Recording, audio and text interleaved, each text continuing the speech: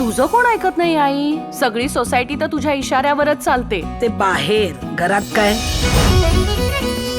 एवढ्या चांगल्या चांगल्या मुली दाखवल्या त्याला, पण हा नग घेऊन आला.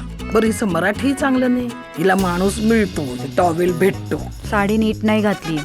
मुळात साडी घालत नाही, साडी नेसतात. पूर्ण आठवडा काम करायचं आणि रविवारी तंगड्या वर करून झोपून राहायचं. आईने शिकवायला नको? काय शिकवायचं राहून गेलंय माझ्या आईचं? दोघही MBA, पगार बक्कळच असणार. म्हणजे आम्ही इतके दिवस घरासाठी राबलो, त्याचं काही नाही. यांनी नोकऱ्या केल्या म्हणजे काय यांच्या आकाशाला हात लागले? गेल्या वर्षी स्टीलचे डबे होते ना, इको फ्रेंडली, आणि आता परत काचीची भांडी आणि रॉटायर. काय तुगलं कायस का ग तू? तुला अडचण आहे? कावळा शिवलाय का तुला? कावळा तो का शिवेल? अगं तुझा महिना चालू आहे का? तुम्ही ना कधी कधी अतिच करता.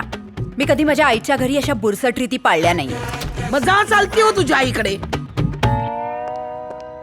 उद्या बाळ झाल्यावर काय 2 दिवस वर्क फ्रॉम होम असेल, बाकीचे 4 दिवस आईच हँडल करणार आहे ना सगळं. व्हॉट इफ मला बाळ नकोय?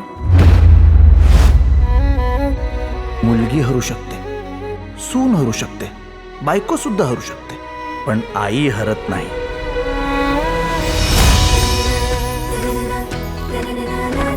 प्रत्येक यशस्वी पुरुषाच्या मागे एक बाई खंबीरपणे उभी असते.